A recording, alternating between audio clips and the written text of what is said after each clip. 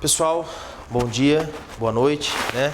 Continuando aí, pessoal, os nossos assuntos, nós falávamos da licitação, começamos a falar sobre licitação, então passamos para vocês no AVA, nos vídeos, no Zoom, a parte 1 de licitações, né? Até a finalidade, conceitos, a natureza jurídica, né? Onde a gente encontra a licitação dentro da legislação e da Constituição Federal. E agora a gente passa na parte 2, que são os princípios de fundamental importância. Antes da gente começar a falar sobre as regras de licitação mesmo, propriamente ditas, nós precisamos saber justamente, né, os princípios que vão limitar todos os, nortear, melhor dizendo, né, nortear e limitar todos os agentes envolvidos nesse procedimento, tá, licitatório. Né? Todos os órgãos e agentes envolvidos, eu preciso justamente trazer a ideia de princípios, né? Ou seja, regras, mandamentos últimos aí que vão nortear a atividade desses respectivos servidores públicos. Primeiro delas, isonomia, né? Primeira regra de licitação, que é justamente aquela ideia de tratar os iguais igualmente, os desiguais desigualmente, na medida da desigualdade. Significa dizer que num processo licitatório, todos os licitantes, né, todas as empresas licitantes têm que ter o mesmo tratamento por parte dos agentes e dos órgãos que fazem parte do processo licitatório. Defende a igualdade entre todos que se encontram na mesma situação. Todos. O licitante está participando, tem que justamente se conferir direito a um, tem que conferir direito ao outro. E essa conferência de direitos tem que estar justamente na lei, né? A comissão de licitação deverá dispensar tratamento igualitário a todos os concorrentes, todos. Proibição de preferências ou distinções em razão da naturalidade, da sede ou do domicílio dos licitantes. Quem fala isso é o artigo 3º, parágrafo 1º da Lei 8666 de 93, tá? Vedação quanto a isso aqui, né? O artigo 3º, parágrafo 1º, inciso 1º da Lei 8666 de 93, então, só para a gente identificar, eu estou falando da Lei 8666 de 93, que fala sobre licitações. Artigo 3º, parágrafo 1º, inciso 1º. Admitir, prever, incluir ou tolerar nos atos de convocação cláusulas ou condições que comprometam, restringam ou frustrem o seu caráter competitivo, inclusive nos casos de sociedades cooperativas, estabeleçam preferências ou distinções em razão da naturalidade, da sede ou domicílio dos licitantes ou de qualquer outra circunstância impertinente ou irrelevante para o específico objeto do contrato. Olha só, admitir, prever, incluir ou tolerar nos atos, distinções em razão da naturalidade, da sede e domicílio dos licitantes. Isso é justamente expressamente vedado pela Lei 8666 de 93. O segundo princípio é a competitividade. Princípio e finalidade, né? O que se pretende com a licitação é justamente que a administração pública possa escolher a proposta mais vantajosa. Só vai ser vantajosa, pessoal, se realmente existir essa competição.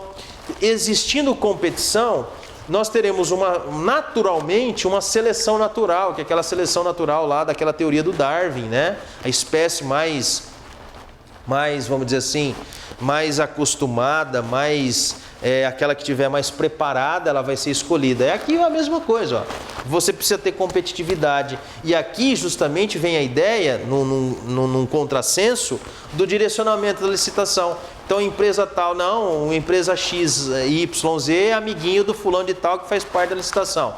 E direcionamento licitatório. Quando se direciona a licitação, não necessariamente aquela empresa que foi beneficiada terá as melhores condições. Não necessariamente será a empresa mais forte, com estrutura, que pode justamente ser aí aquela que vai justamente oferecer as melhores condições, os melhores produtos, os melhores serviços para a administração pública. Por isso que você precisa ter esse embate, essa competitividade com a juntada de documentos, na verificação das estruturas respectivas ou ao cumprimento do objeto do contrato. Então, Uma delas é justamente a competitividade. Busca pela proposta mais vantajosa é uma das finalidades da licitação. Busca pela proposta mais vantajosa é uma das finalidades da licitação. Não poderão ser adotadas medidas que venham a comprometer o caráter competitivo do certame. Não podem ser adotadas medidas que venham comprometer o caráter competitivo do certame, né?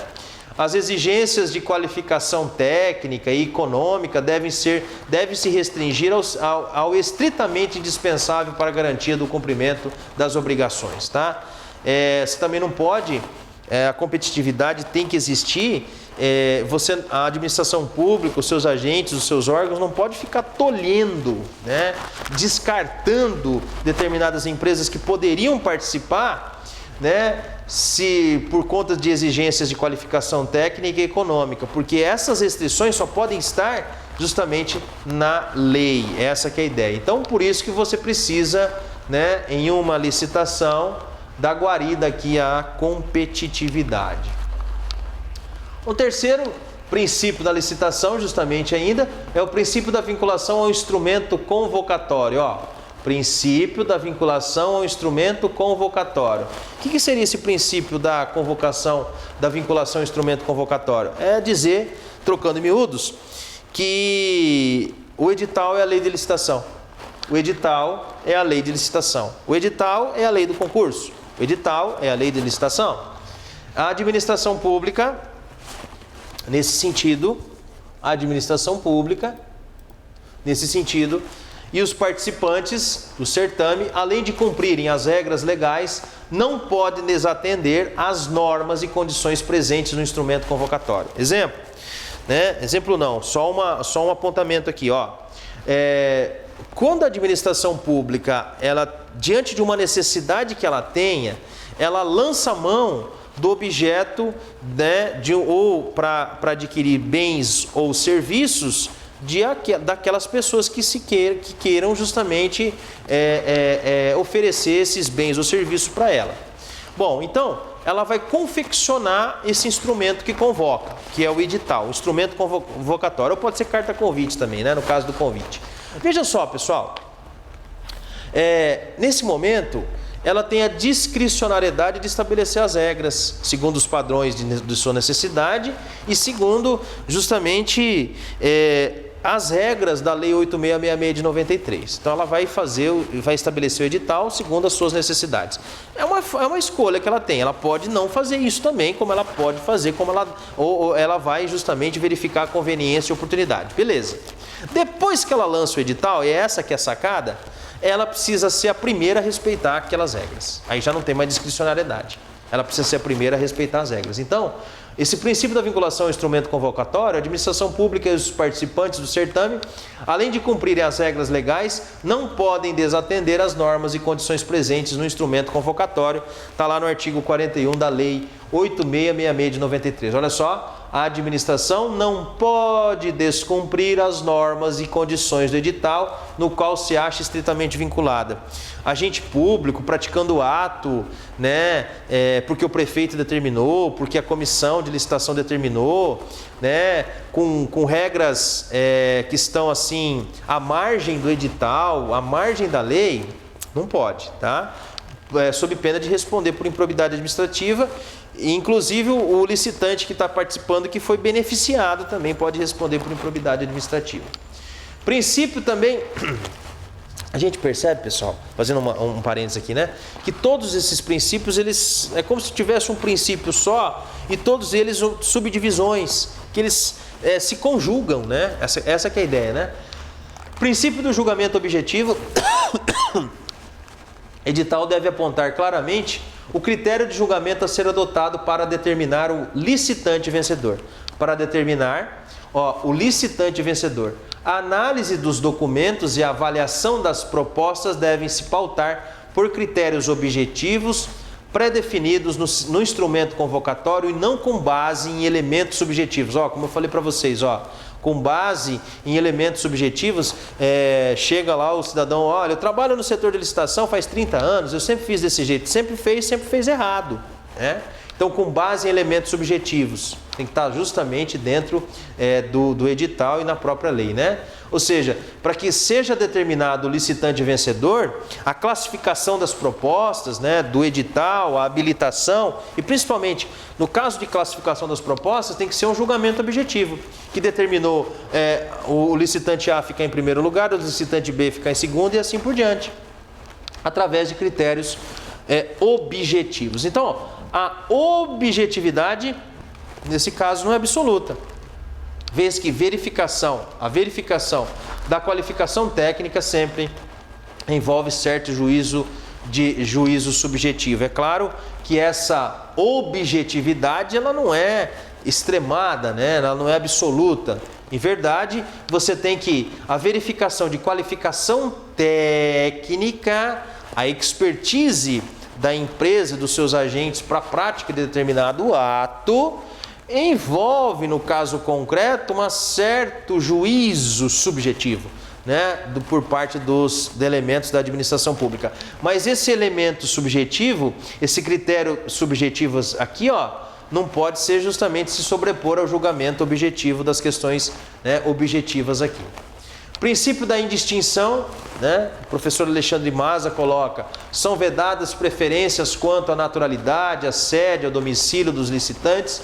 Esse princípio da indistinção ele coloca, mas eu posso entender esse princípio da indistinção como sendo um desdobramento do princípio da isonomia, que a gente acabou de falar, tá? Ou seja, vedação de preferências quanto à naturalidade, à sede, ao domicílio dos licitantes. Princípio da inalterabilidade do edital, princípio da inalterabilidade do edital. O edital não pode ser alterado. E se for alterado, se houver necessidade, extrema necessidade de se alterar, tem que ser conferido à parte, aos licitantes, um novo prazo, né? Em regra, o edital não pode ser alterado após sua publicação, que é a regra. Havendo necessidade de alteração de algum dispositivo, tornam-se obrigatórias a garantia de ampla publicidade e a devolução dos prazos para não prejudicar os licitantes. Tá? Essa que é a ideia. Então, se for alterado o edital precisa justamente, a administração pública precisa conferir ampla publicidade daquela alteração, sobre aquela alteração, e também devolução dos prazos para não prejudicar os licitantes. Essa que é a ideia. Princípio do sigilo das propostas. Princípio do sigilo das propostas, pessoal. O artigo 43, parágrafo 1º, dispõe que os envelopes contendo as propostas dos licitantes não podem ser abertos e seus conteúdos divulgados antes do momento processual adequado, que é a sessão pública instaurada com essa finalidade, né? Então você tem esse sigilo das propostas até justamente a instalação, né? A instalação daquela respectiva sessão, tá? Depois disso, fica público, se torna público e aí pode ser divulgado, né? O artigo 43 diz: a licitação será processada e julgada com observância dos seguintes procedimentos. Parágrafo 1º. A abertura dos envelopes contendo a documentação para a habilitação e as propostas será realizada sempre em ato público previamente designado, do qual se lavrará ata circunstanciada assinada pelos licitantes presentes, né, e pela comissão de licitação. Princípio da vedação à oferta de vantagens. Princípio da vedação à oferta de vantagens. Baseado na regra do artigo 44, pessoal, parágrafo 2º, proíbe a elaboração de propostas vinculadas a ofertas de outros licitantes, né? Eu sei da proposta do outro licitante, eu vou fazer a oferta que o outro licitante fez, né? Então, princípio da vedação à oferta de vantagens, baseado na regra do 44, parágrafo 2º, que vem justamente trazer a proibição, né, de elaboração de propostas vinculadas a ofertas de outros licitantes, né? Artigo 44, parágrafo 2º. Não se considerará qualquer oferta de vantagem não prevista no edital. Então, primeiro, você tem também a ideia daquela questão justamente do instrumento convocatório, né? Você tem que estar atrelado àquilo que está sendo apontado pelo instrumento convocatório. Então, oferta de vantagem não prevista no edital ou no convite, edital, né? Ou convite, no caso aí, justamente, né, você vai ter lá a carta convite. Inclusive financiamentos subsidiados ou a fundo perdido, por exemplo, ou a fundo perdido, nem preço ou vantagem baseada nas ofertas dos demais licitantes.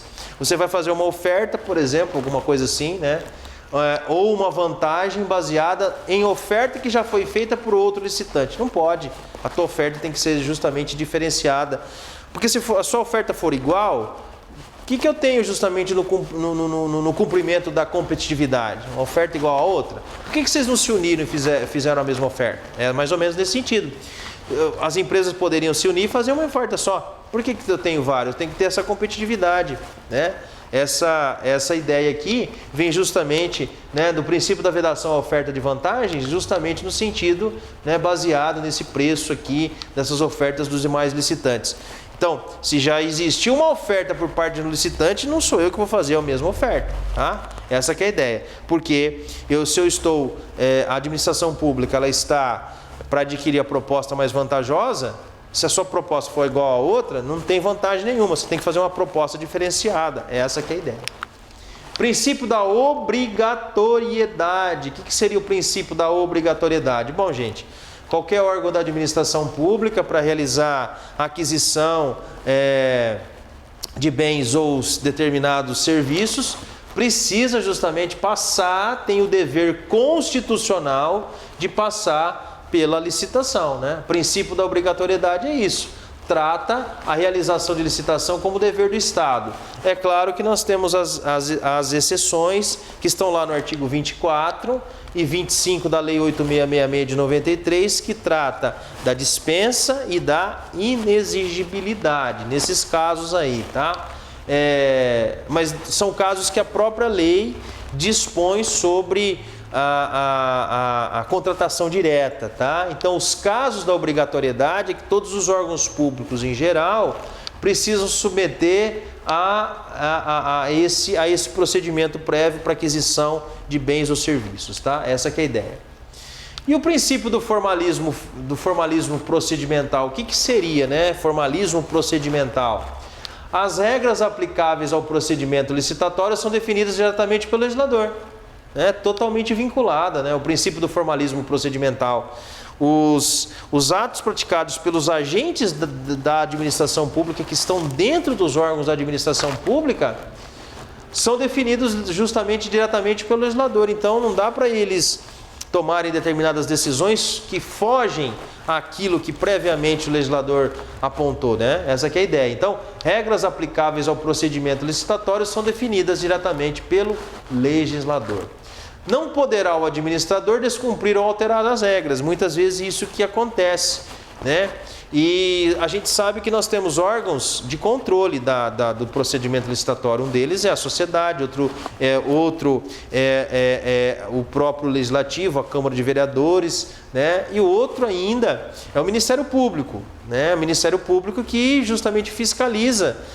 Muitas vezes manda ofício para a prefeitura para dizer, olha, essa licitação tal, como que funcionou, como que aconteceu, o que ocorreu aqui, né? A gente vai perceber não agora, tá, pessoal? Guardem isso. Nessa época de pandemia, nós tivemos muitos decretos que afrouxaram a questão da aquisição de bens e serviços por parte dos entes públicos, justamente por conta, né, da falta de fornecedor específico, etc. Então precisou afrouxar essas regras de licitação. Você vai perceber daqui a um tempo, a hora que a coisa se normalizar, nós teremos aí muitos desvios, vão aparecer vários desvios de licitação que foram feitos por dispensas, que houve superfaturamento de preços. Pode esperar, isso vai acontecer, porque não seria justamente Brasil se não acontecesse isso, né? Essa que é a ideia, ó. As regras aplicáveis ao procedimento licitatório são definidas diretamente pelo legislador. Então, não poderá o administrador descumprir ou alterar as regras. Principalmente, já tive já vivi isso, né, pessoal? Aquele administrador, aquele cidadão que está lá, tarimbado, faz 30 anos, né? Tem vício do serviço, sabe? Ele fala, não, isso aqui eu faço faz 30 anos, etc. Então eu vou fazer desse jeito mesmo, não dá nada não. Dá sim, pessoal, cuidado. Principalmente se você for aí o procurador do município, alguma coisa assim, você acaba assinando. Não pode esquecer que aquele parecer, se for obrigatório, né, e vinculado, o cidadão responde. A gente viu isso em atos administrativos. O parecer do procurador sobre uma licitação em que ele for vinculado e que for obrigatório, ele põe a responsabilidade também para o advogado, né, o procurador do município, tá? Cuidado com isso.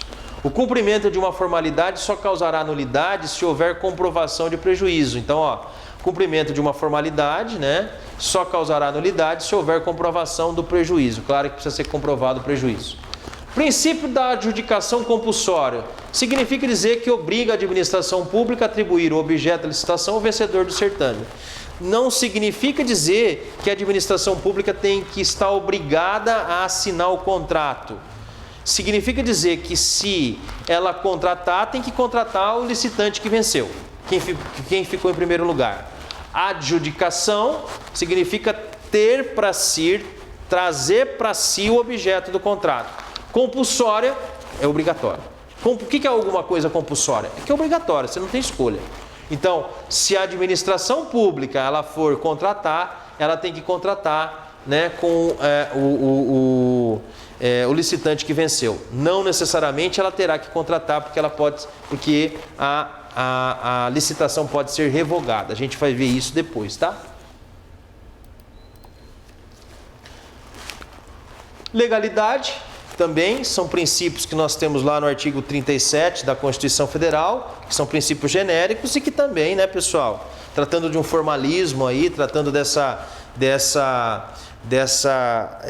questão de vinculação, todos os atos praticados pelos agentes precisam justamente estar apontados pela lei. Isso seria justamente o principal princípio, vamos dizer assim, né? Os outros a gente poderia colocar como sendo decorrentes dele, né?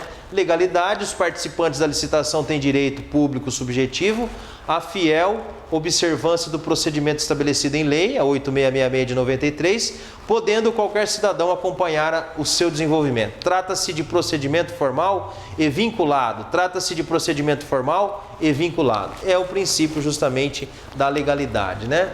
Impessoalidade também, pessoal, ligado à isonomia. Impessoalidade, olha só, ligado à isonomia. O que seria o princípio da impessoalidade em termos de princípios gerais? Para todos os atos, para todas as repartições. Os atos administrativos devem ser praticados sem prejudicar ou beneficiar a pessoa determinada, e a gente precisa justamente entender isso aqui, que os atos administrativos praticados dentro do certame licitatório não podem ou não poderão prejudicar ou beneficiar a pessoa determinada. Essa que é a ideia. Então, sob pena de se ter aí um direcionamento do certame licitatório, tá? Obriga a administração pública a conduzir com objetividade, ou seja, a administração pública aqui, todos os órgãos e todos os seus agentes, a conduzir com objetividade e imparcialidade o procedimento a partir de normas editalícias. Se você justamente conferir algo, se os servidores de dentro da administração pública conferir algo, né, um determinado benefício a uma empresa e não a outra, isso vai se configurar direcionamento da licitação. Configurando-se o direcionamento da licitação, o que pode acontecer? Você pode justamente ter aí a improbidade administrativa. Essa que é a ideia. Impede, nesse caso, ou tenta impedir, tá, pessoal? Privilégios e favorecimentos indevidos em relação aos licitantes. Privilégios, né, e favorecimentos indevidos em relação aos licitantes. Essa que é a ideia. E o princípio da moralidade, né, importantíssimo também, como princípio geral que se aplica a todos os atos, a todos os departamentos públicos. Nós temos a moralidade administrativa. Impõe-se também esse dever, né, para a própria comissão de licitação, né? E aos licitantes a obrigação de obedecer aos padrões éticos de probidade, lealdade, decoro e boa-fé, né? O princípio da moralidade também, que a gente consegue justamente verificar, né, em todas as repartições públicas que são praticados, todos os atos administrativos, e nesse caso você tem também esse dever por parte dos agentes públicos que estejam, né, envolvidos na licitação. Eles precisam justamente, né, ter essa noção de moralidade aqui, tá? Essa que é justamente a ideia. Nós temos também a publicidade, tá? A publicidade dos atos licitatórios, eles precisam respeitar esse padrão, eles precisam ser justamente divulgados. Uma licitação não foi feita porque foi feita uma dispensa ou foi feita uma inexigibilidade. Precisa ser justificado e precisa ser publicado, né? Nós temos hoje um dos principais meios, né, pessoal? Não dá para se falar em Estado, esquece de Estado democrático de direito se não tiver publicidade. O governo não pode falar que vai omitir dados, não pode, pessoal, não dá, não tem espaço esse tipo de ideia. Está na Constituição Federal. Publicidade dos atos, tem que ser público, portal da transparência, né? Tem que ter transparência nos atos praticados pelo Estado, qualquer que seja o governante, presidente, governador, prefeito, né? Tem que estar público, para toda a população ter conhecimento. Se você acessar os atos de licitação, as licitações, as dispensas de licitações, que foram praticadas durante a pandemia, tem que estar lá no portal da transparência do município. O município de Maringá tem, é só você ir lá, tá?